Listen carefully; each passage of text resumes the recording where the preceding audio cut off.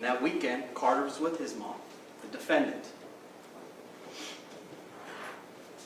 Now, his biological father, Kadeem, who will testify, all right, they're not together anymore.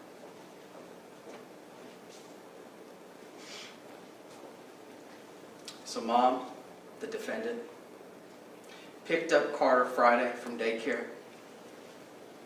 He wasn't injured. He seemed okay. Maybe that evening he said, "My tummy hurts." My tummy hurts. But other than that, there was nothing going on. The daycare people are going to come. They want to testify that Karter was fine. There were no injuries to him. And then the next day, Saturday, Karter and the defendant went to the defendant's grandfather's house. And again, he was fine, happy, playing. Typical 2-year-old boy.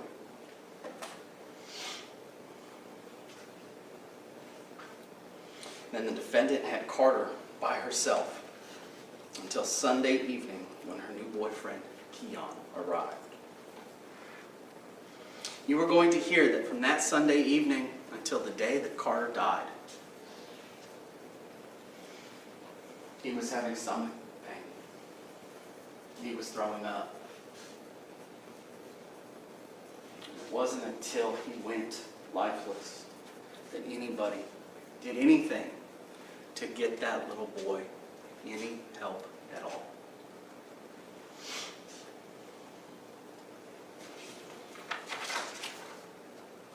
It would have helped to have called Karter's father. He's a firefighter and works in EMS. But the defendant wouldn't let him speak to his child over the phone, wouldn't let him see him via FaceTime, nothing. It is only when Karter is at primary pediatrics and is on death's door that she finally tells Kadeem, "Get here. Karter's not doing well." According to the medical examiner, whom you will hear from, he had multiple blunt force injuries. And when we say multiple, we don't mean 2 or 3. He had quite a few to his abdomen. He also had injuries to his genitalia, an injury to his head. He had a massive laceration to his liver, as well as an injury to his pancreas. Evidence of repeated blows to this child.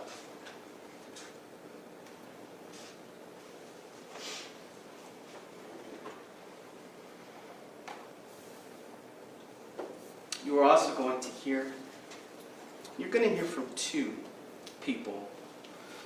One who's retired medical examiner, and the other was the former chief medical examiner at the time. And that is the time of death. That is the time with which the injuries could be inflicted, or were inflicted, I should say.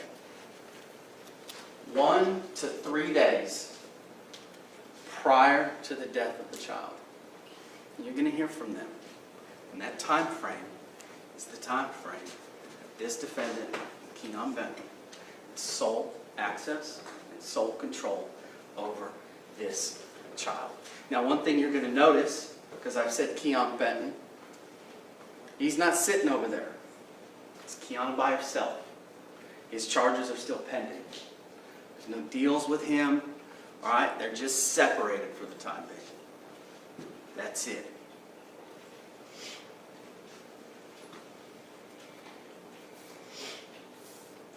During this trial, you will have the urge, I suspect, to try to pick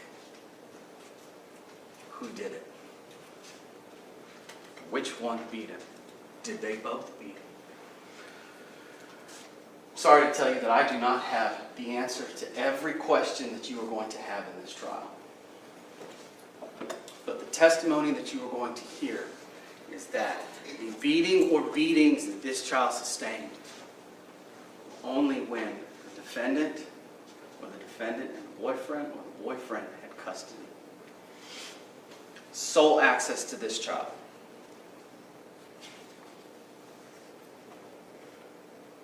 They are parties to each other's crimes. The case is entirely circumstantial. There's no video recording, there's no confession, there's no DNA evidence. You will, at the end of the case, you will have a copy of the indictment that reflects all these charges that have been mentioned to you. This indictment was returned by the Houston County Grand Jury on October, or it was returned and filed in the clerk's office October the 18th of 2023. Almost 3 years later. So the first thing that comes to mind is, why wait 3 years? Okay? And you'll see that the evidence will reflect in this case that this child died on November the 17th of 2020. Okay? That there was an autopsy done on this child soon thereafter by the GBI. But one thing that you'll see is that the autopsy results were not released for almost a year.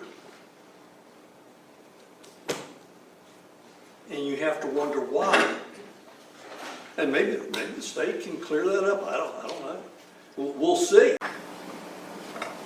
And after you went to get more help, what happened at that point? At that point, I started talking with the guy that brought the baby in and trying to get information, birthday, last name, what happened, kind of give us a history while they were working on Karter. And did he give you any information about himself, who he was, name? No name, no, he said I'm stepfather. So he referred to himself as stepfather? That's right. And was he able to give you basic information about the child?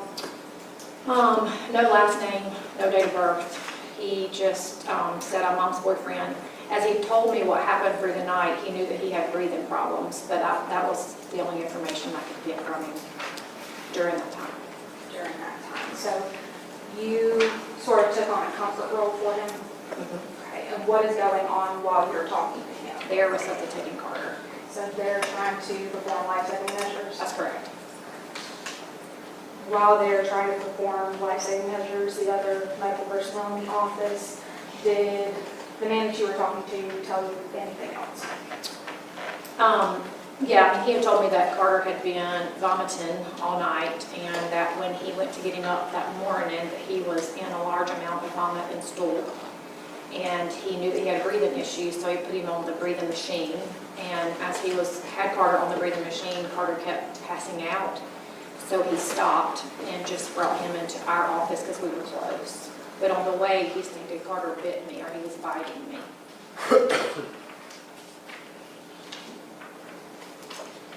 Now, was he in the room? Was he on the phone with anybody? He was on FaceTime with Mom. How were you able to determine who he was on the phone with? He stated that. And did you at that point know who Mom was? I had seen her in the office previously with Karter. Her name? No, But you had physically seen her with Karter before? I have.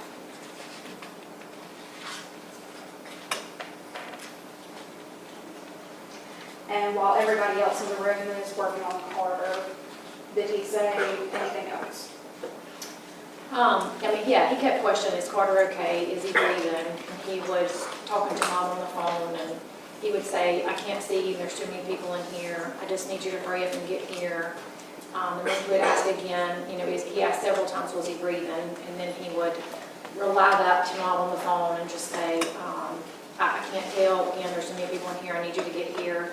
Babe, that doesn't matter, I just need you to get here. Babe, that can wait, I just need you to get here. When I asked what Karter's last name was, we were trying to get basic information. He said, then to Mom on the phone, babe, what is his last name? And you had mentioned you'd seen Karter in the pediatrics. Okay. And you remember Mom? Yes. She was pregnant? Yes. Mom and Dad, different times. And that would be biological death, right? Yes. Okay, not the man who brought him in that day. Okay. I had never seen the man that brought him in that morning. Well, when you performed the autopsy, I mean, did you find any of those bruises or scrapes on any of his extremities? Well, not on the extremities, it was mostly on his mouth and his abdomen. Okay, so what, in your opinion, was the cause of death? It was a blunt force trauma of the abdomen and the liver. Okay, and was that laceration of the liver? Correct. Blunt force Mhm. impact? Correct. Laceration of the liver? Correct. Okay. And what was the manner? The manner of death was going to be homicide. Okay. So so you said that you based this on kind of the information that you gathered plus the autopsy, whatever you find in the Right. autopsy. Is this a scenario where it could be an accident? In this case, no. Okay, why do you say that? These injuries are ones that it doesn't support an accident. If a lacerated liver is something I see like a car accident. Lacerated liver is serious. I mean, that's a major injury. And the story that we were told, or the information we were provided, didn't indicate that this child had been in any kind of situation where he would get an injury to his liver that devastating. And you say it's a major injury, and I think you kind of put it in the context of a car accident. That's Are you referring kind of to the force that's needed? Yes. Okay. Yeah, exactly. Okay. How much force do you think is needed to lacerate the liver? Well, it would take a significant amount because the liver is somewhat protected by the abdomen, so you've got to put some force onto that. So let me ask you this. So it took a while for this report to be generated, right? Your autopsy report. It takes a little while, yeah. Yeah, but I mean, I think this one probably took longer than normal. Well, we had to wait for toxicology results, and we had to Okay. wait for histology results, Okay. which is looking at tissue under the microscope. Okay. And so, I think, were you able to determine the time of death? No. Or, excuse me, let me rephrase that. A time for when the injury occurred. I can't give you it wasn't days. It was probably hours. Well, and that's what I'm referring to. So do you recall a number of months later that there was a meeting with some people where you guys went over it and Well, we discussed were it? with the chief there. With the chief. The chief medical examiner. His name is Jonathan Ives and staff. Signed out for a number of months. And as far as, you mentioned to us before that you anticipated that the whatever injury sustained by the child was 24 to 72 hours prior, is that correct? Yes, prior to the time the child was pronounced dead. Okay, could it have been more than 72 hours? Well, we don't have that yellow discoloration, the hemosiderin, and that becomes apparent at around 72 hours. And there's no, what we call macrophages, which are those chronic inflammatory cells. So to me, maybe 73 hours, but nothing dramatic. Could it have been, instead of 72 hours, could it have been 24 hours before then? I don't believe so. I don't don't believe we have the cellular changes that would have taken it out another 24 hours. Okay. And as far as, you say it was between 24 and 72 hours, could it have been sooner than 24 hours? So, In other words, could the injuries have occurred within 6 hours of the child dying? right, no, I understand. And I don't believe so because, again, of the cellular changes. And there are actually articles within the forensic pathology, actually hospital pathology literature as well, that dates the changes or dates the injuries via the changes under the microscope. And I actually pulled out one of those articles again when I was reviewing this case back years ago at the GBI, and the cellular changes are between that 24 and 72 hours. And that's a determination that you made and not Dr. Brown. I know I made that. I don't know if Dr. Brown made that or not. Just saying, John.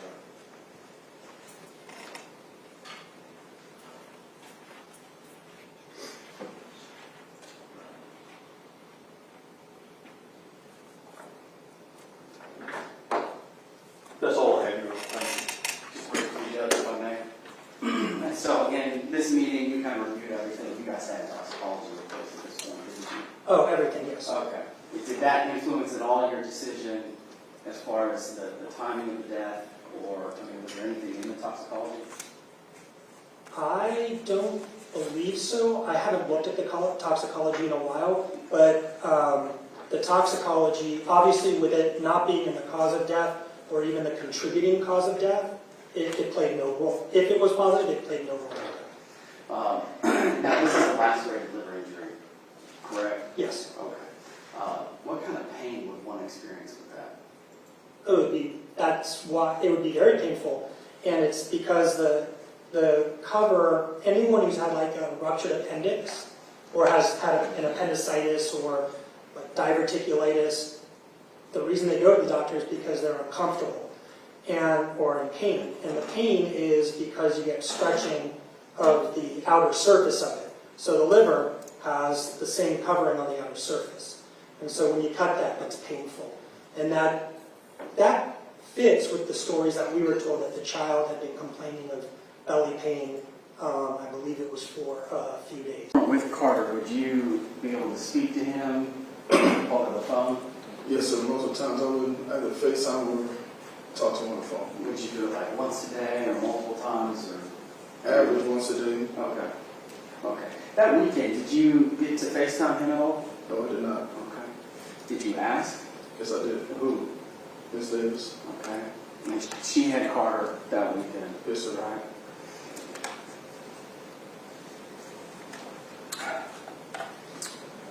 Would she talk to you at all that weekend? We talked, I think it was Friday, when we realized that the payment was deducted from, the window payment was deducted from my paycheck. And after that was the last time we talked because she blocked my phone number. She blocked your phone number? Yes, sir. Okay. And how did you figure out that she had blocked your phone number? The calls wouldn't go through, text messages wouldn't go through, and this happened before, so I pretty much know how it is being blocked from. Okay. How many times did you call and try to text? I cannot recall. Was she mad at you? Yes, sir. What was it about? About overpaying on child support. Okay. And the purpose of your calls or texts, were they just about child support? Before I was blocked, So you said that you had texted her, or emailed, sorry. Is that correct? yes, sir. And at what time did you email? 10:43. Okay, and she responded to you? Yes, sir. All right, can you please read to the jury what she responded to you? Stop emailing me. No, you can't get or talk to Karter. Leave me TF alone. And that's the last time I'm going to tell you. And that's the last time I want to tell you. Yes, sir. So this is Monday. Do you have any idea what's going on, where Karter is? Can you ask him? No, sir.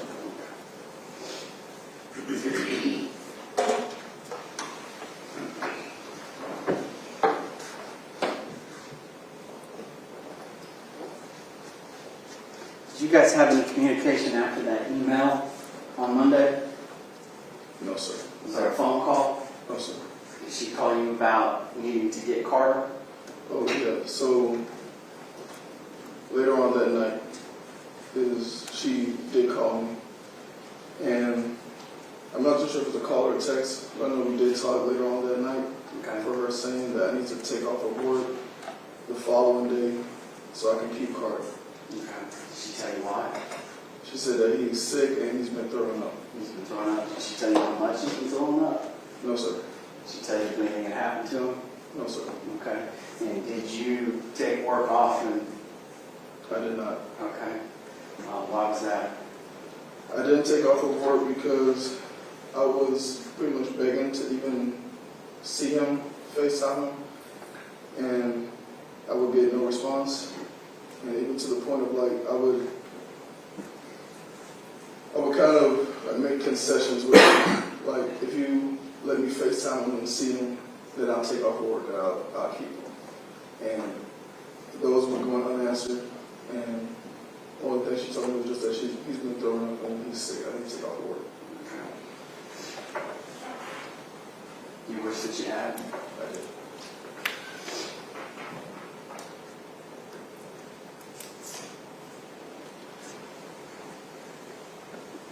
Was that the end of your communication with her for the time being?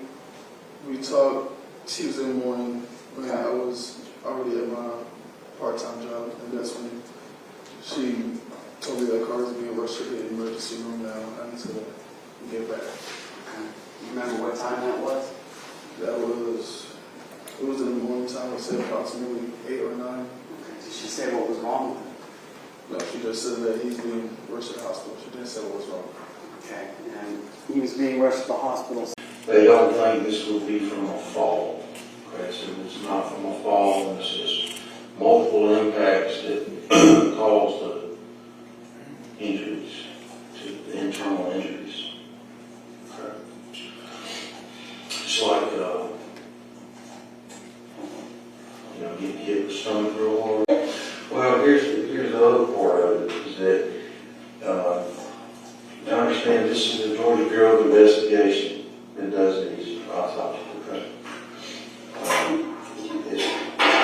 They're saying that whatever caused these injuries happened within 24 hours of his death. Nothing. Well, there's some things that could have happened. There's things that had to happen. Something had to happen. You don't get this without something happening. So, Labor. The child isn't even. how does Mr. Benton, does he ever think No. Why? about yourself? How do you know? No. I don't even hit my child. That's literally part of everyone's issue is that Who's I'm this? not disciplined. His fault. I'm too nice. He's 2. So there's no reason to discipline a 2-year-old. And almost 6 years ago, and do you still remember what happened during those days before? Baby. As you have explained once again, what happened then to Sergeant Collins and Lieutenant Meadows, do you stand by what you said? Absolutely. And also Marcus Jackson from DFAX was there, is that correct? That is correct.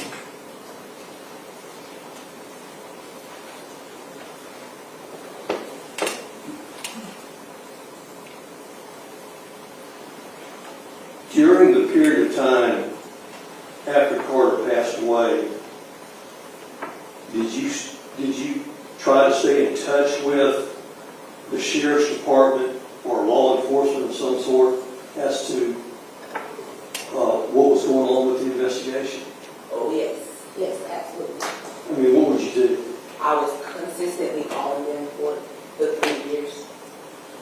And who would you talk to, do you know? They would never come to the phone. I was always referred to the assistant to leave my number, and that they would get back to me, and they would never get back to me, which is why I continued to call. Would that just be law enforcement, or did you also try to contact the district attorney's office? I would contact Warren's police department, the sheriff's department, and the district attorney's office.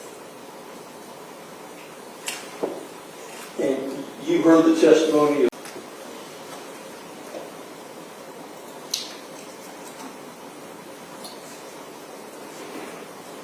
Ms. Davis, you're under oath.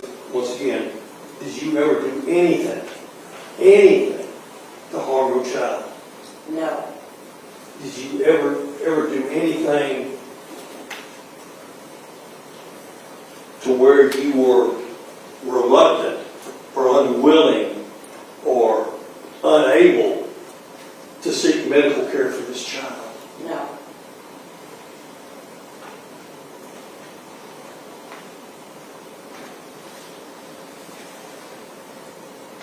Judge, that's all I have. Thank you, Mr. Davis. Well, is it the 2-inch laceration? laceration to a 2-year-old's liver serious? Yes, It's very serious. That's why he died, right? correct.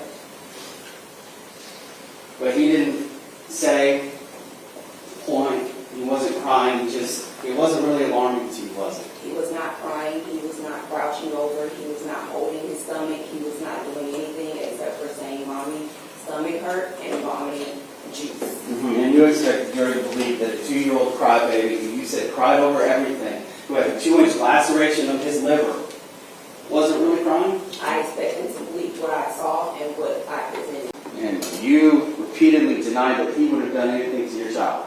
That is correct. But you deny that you did anything to your child. Absolutely. And the time frame, as we've all heard, is that you and Kiyon were the only people who had access to him. During Sunday to Monday. Right. Correct. Right. Other than the Saturday that you were at your father's house, right? Right. Okay, but he was fine that day. He was running around. And then Sunday is when he's not feeling well? Sunday night is when he first mentioned, "Mommy, my stomach hurts." Okay.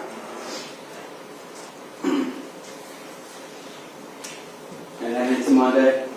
Monday, after I got home from work, yes. Okay.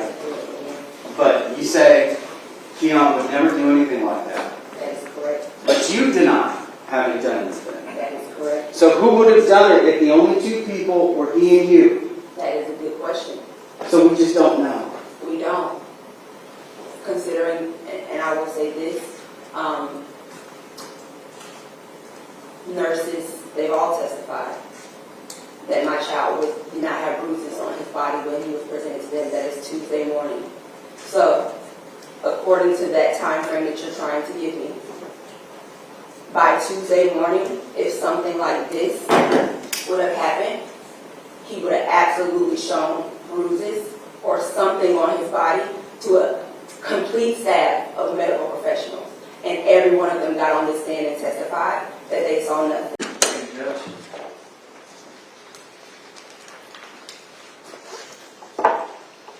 This case is about a mother who refers to her child not by his name, but calls him the child.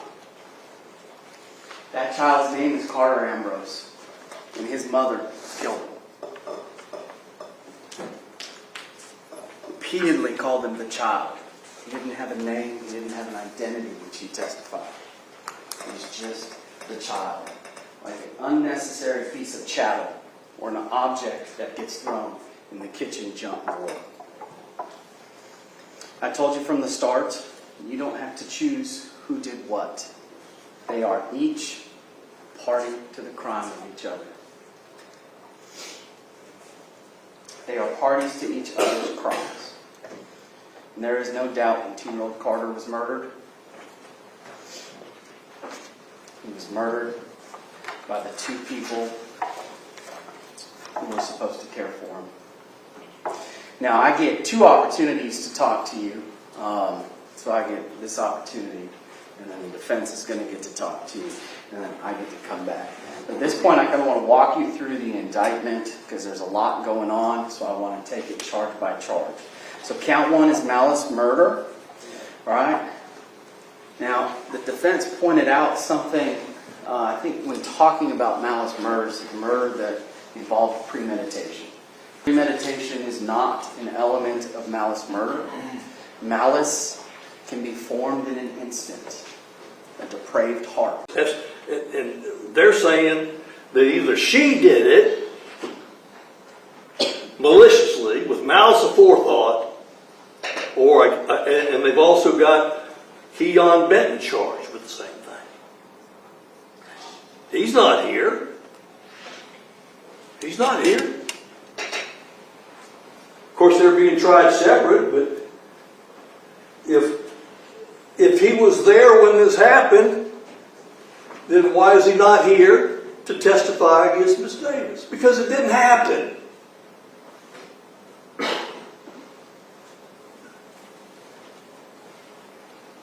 Malice murder. The most serious of any murder that there could be in our state. Here we are almost another 3 years later when we get here. Okay? state would have you believe, don't worry about it, nothing to it. Folks, there is something to it. That's for you to decide if that's something that you'll tolerate as citizens of this county. Once again, the burden of proof is always on the government to prove the charges beyond a reasonable doubt. Okay? And I don't mean to bore you with what I'm saying. Okay?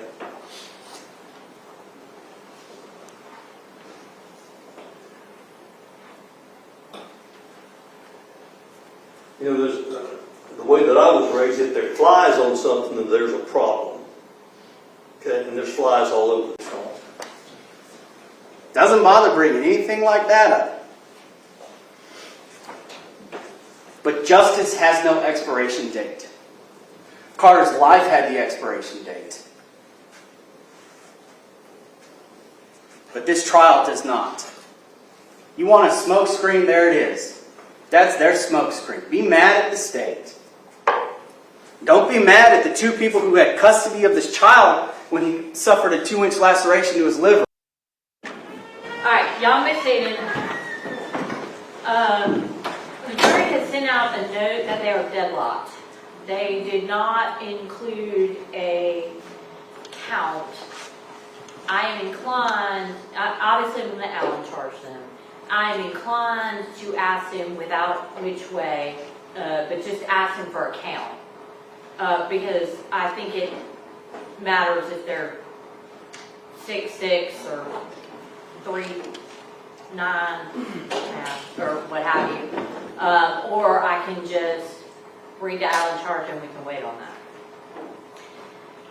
If we are to inquire as to the count, I think we should also inquire in the count, meaning what the vote is between the 12, as to if it's specific to a count, if they have reached a verdict on any count. I agree. Are they deadlocked on all 7 counts? And if so, without telling me which way, what is the count? Are we comfortable with that? Yeah, what is the vote for count? What is the, yes. And Judge, I'm okay with that. We did that with Judge, on occasion I had Judge Adams, and it's the first time that, because the foreperson of the jury volunteered what the count was. Right, and sometimes they do and sometimes they don't. And I don't have a problem. And it is certainly improper for me to inquire which way. I just am interested, because I think in evaluating how much longer I ask them to deliberate, that is relevant information for us to consider, and however y'all want to proceed. So.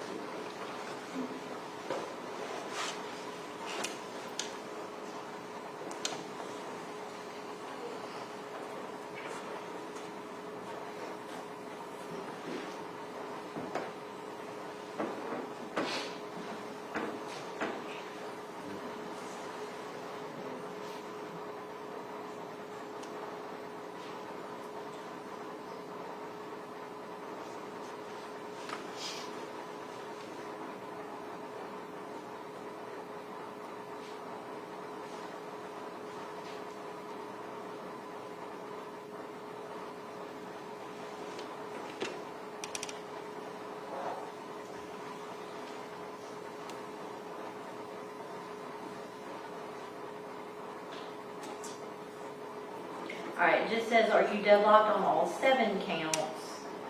And without telling me which way, please tell me that count. By that, I mean how many one way, how many the other way. Does that make sense? All right, let's send that out and sort of see where we are. I'm going to pull up the Allen charge.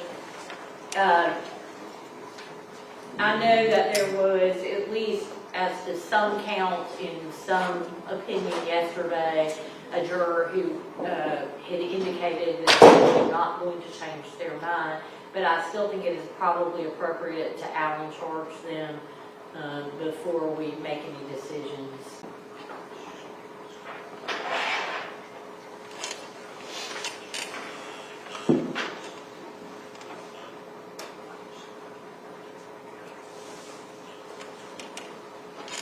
the counts, the numbers are not the same on all the counts.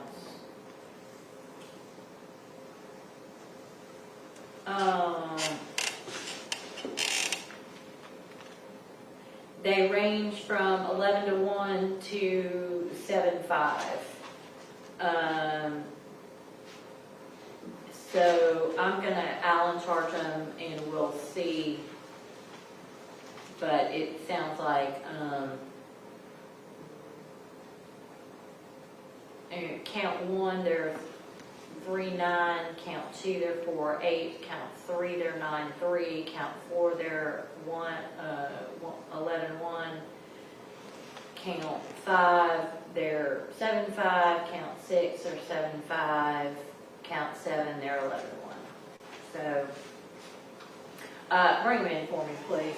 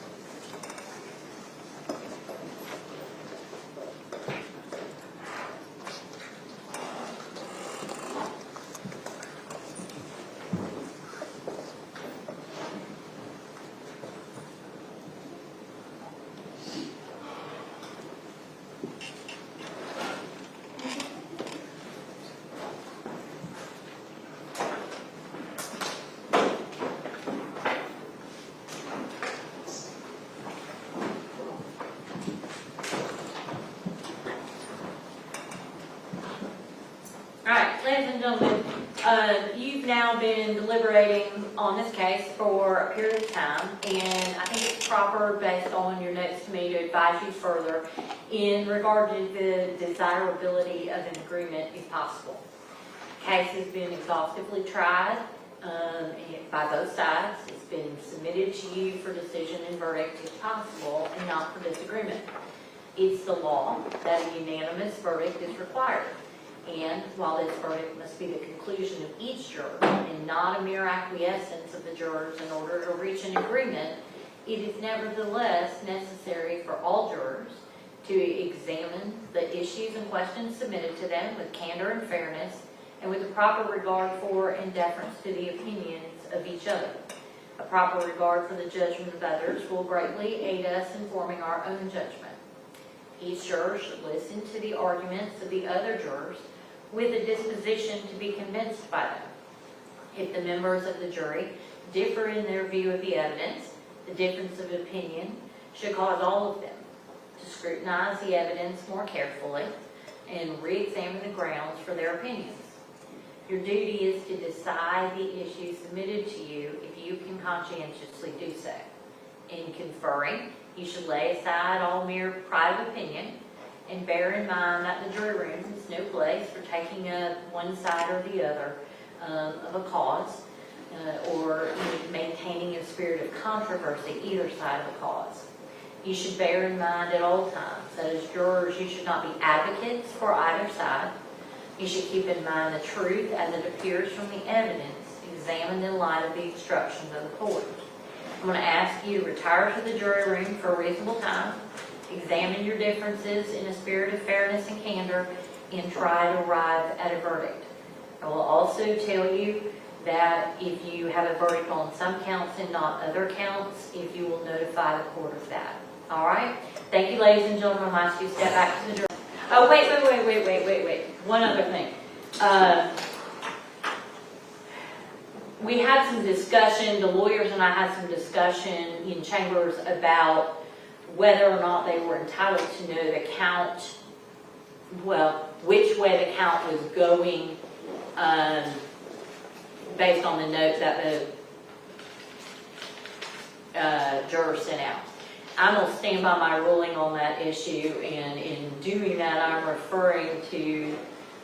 relying on some language in Smith v. State, which is a Supreme Court case, 302 Georgia 717.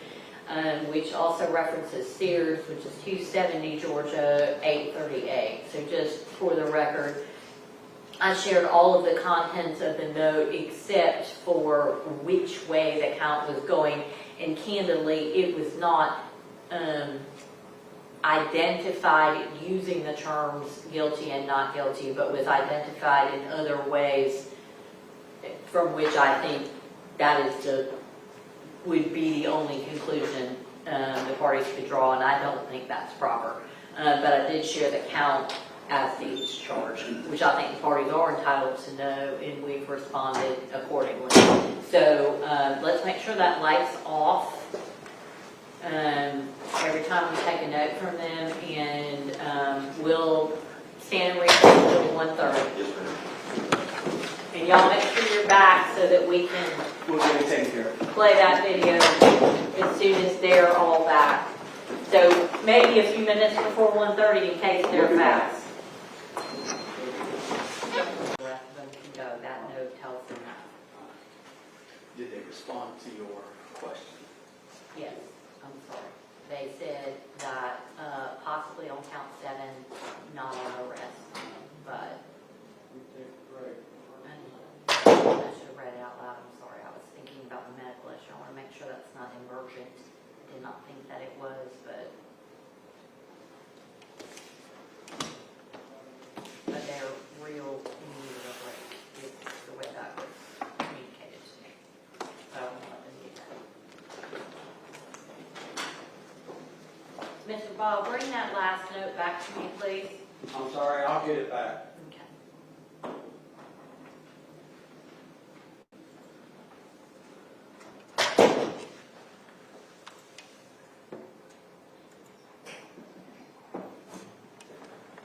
Will you go to the break, and so bring that note and note what the medical record is.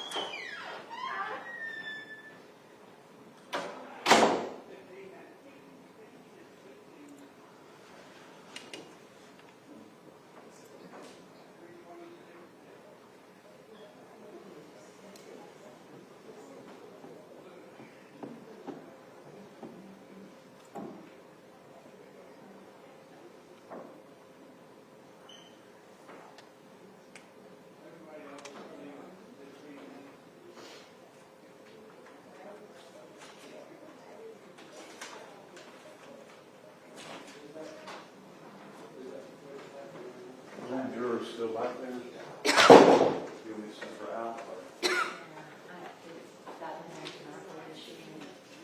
All right, so counsel, I'm sorry for not, this is the last note that I did not read. Number 1, yes, we do need a break. 2, it is possible to get on count 7 nothing else. The rest, no. We will need to address medical issue with one juror. Need a break first. Exclamation point. Okay.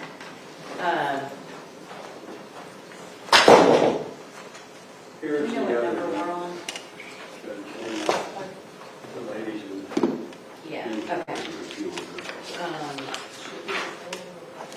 Is it 10 and 11? Okay. I'm going to ask the juror with the medical issue to write that down for me so that they candidly have nothing to do with which juror it is. And we'll just do that. And Find her. while she's doing that, Oh, good idea.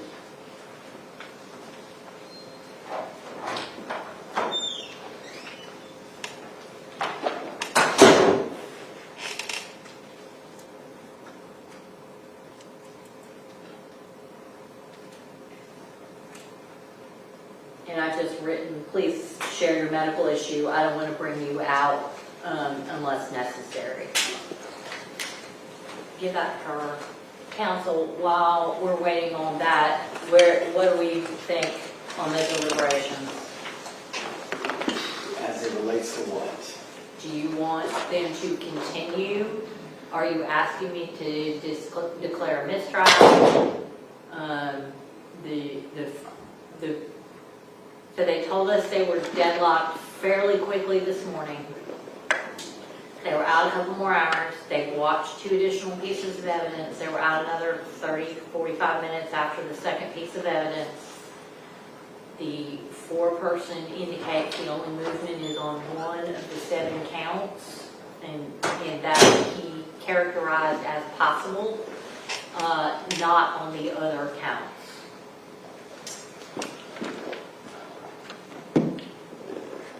Mr. Groove? Judge, our position is we would ask the court to run a mistrial in this case.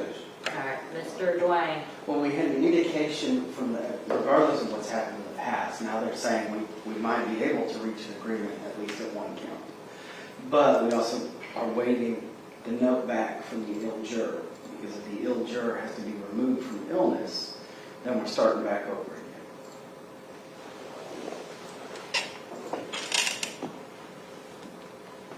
I mean, that would be, our position would be, of course, if you're please, if 1 juror is to be removed, then they have to start completely over as to all counts. Right. And then the question is,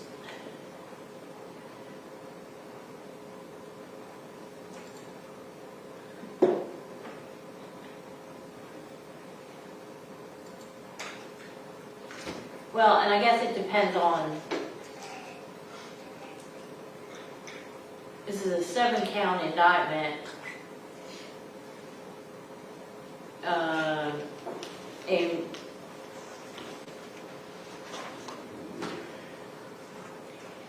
my recollection is at least 6 of the counts were almost evenly split at the last discussion, including, give me that note back, please.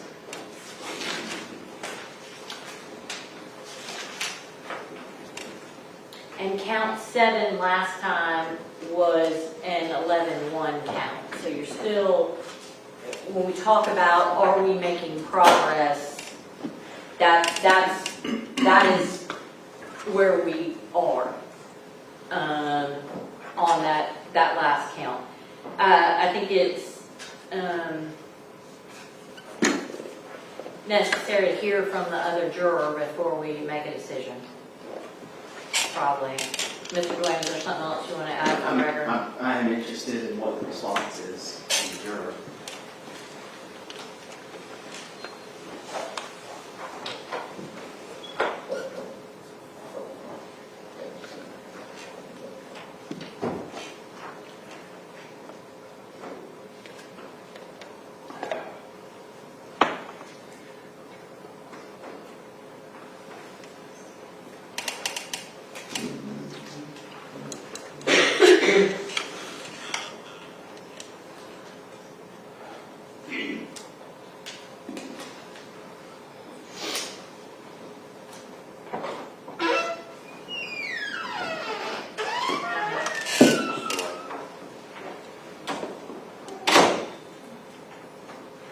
Will you please step in there and ask her to just say the judge wants to know if you are able to continue?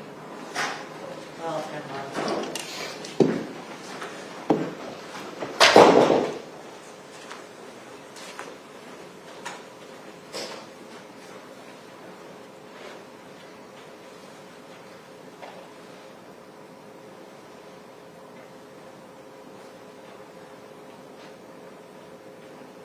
Okay, let her take a break. Or him, whichever, that juror, I don't know. Counsel, if y'all step up, I don't see any need for this to be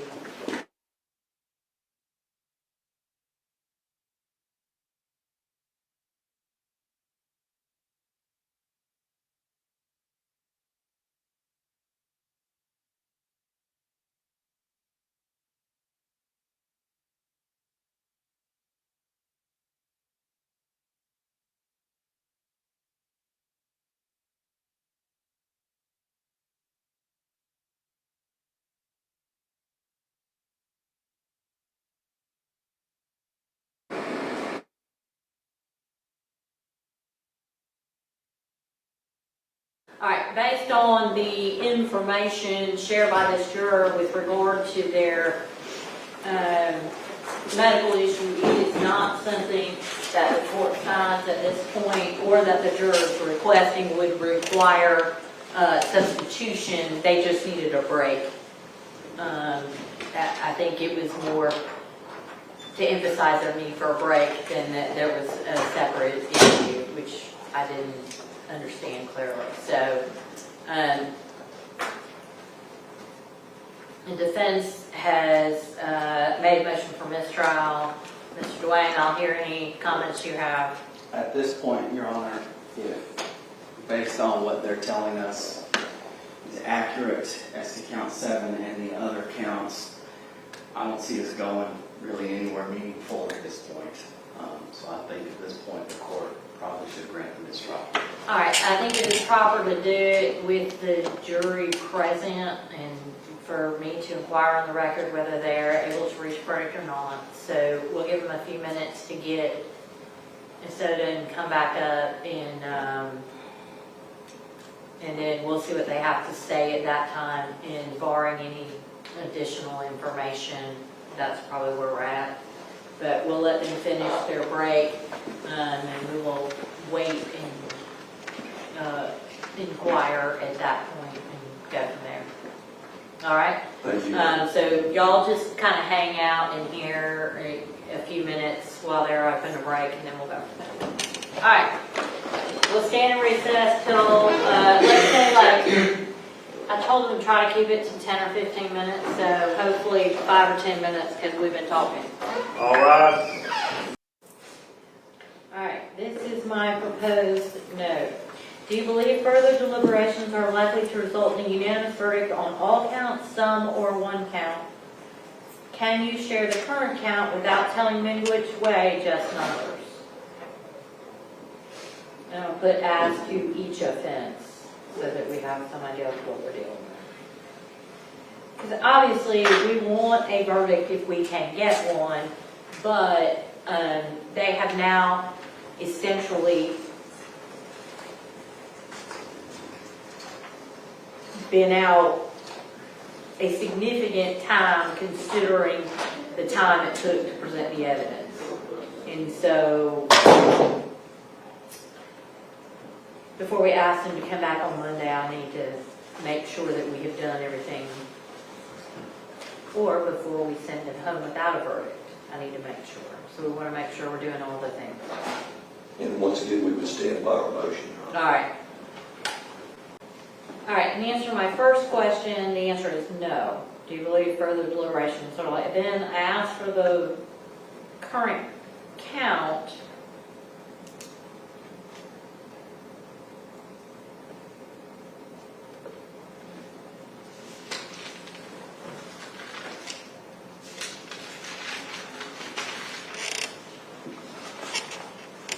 I think what they've done is give me the count on,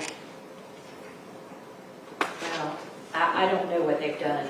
They've given me numbers, that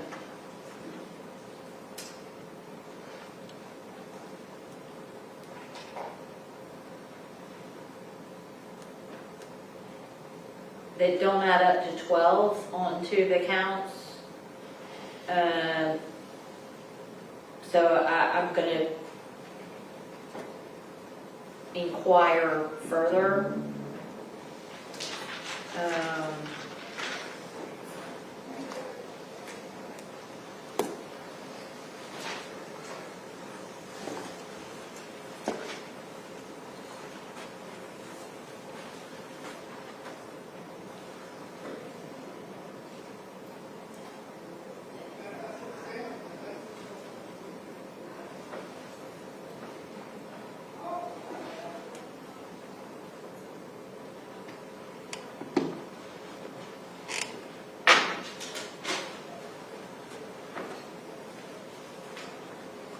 So I just said on these counts, do you have a verdict or what is the math?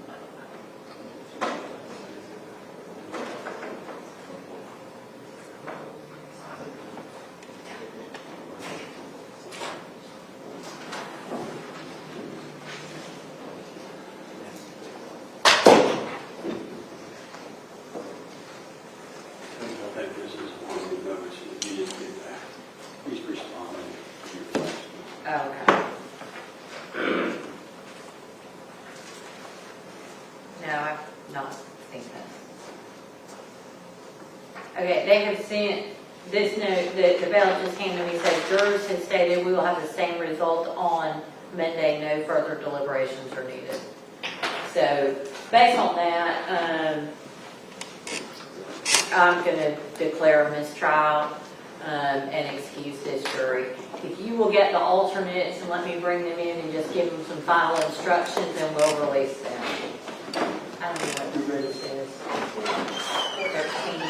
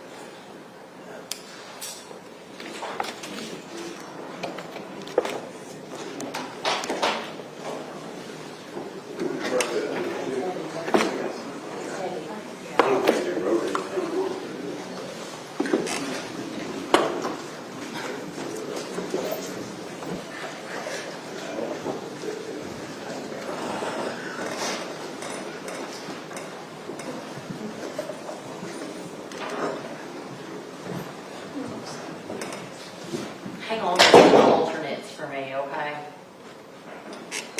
I think.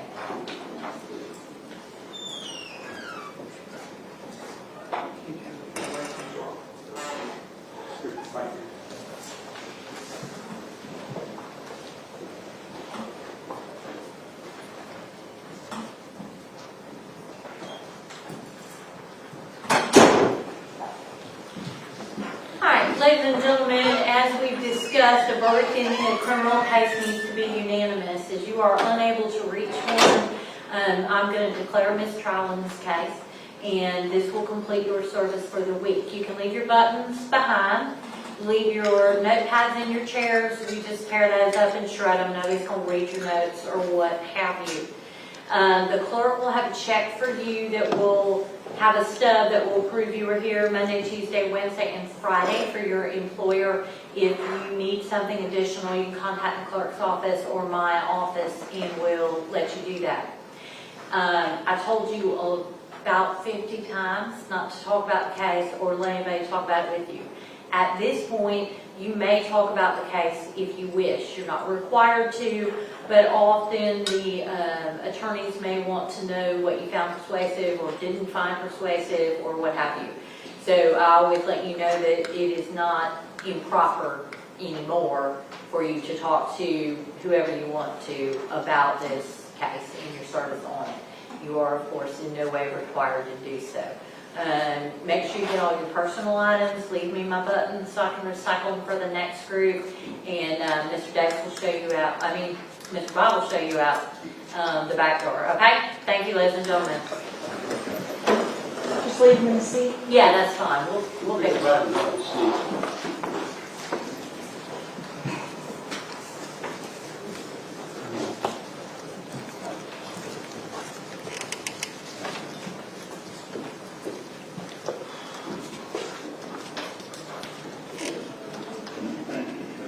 Do you find them one?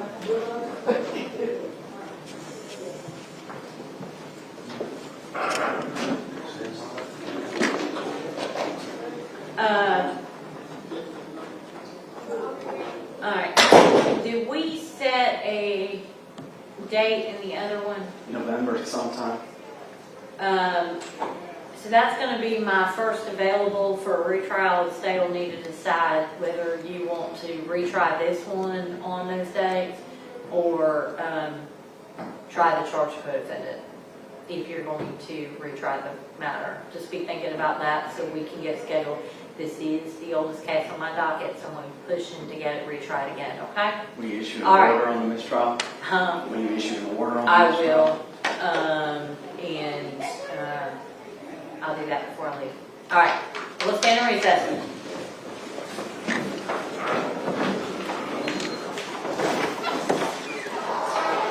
And y'all, Miss Montgomery is deserting me, so if you need a transcript, tell her now. All right.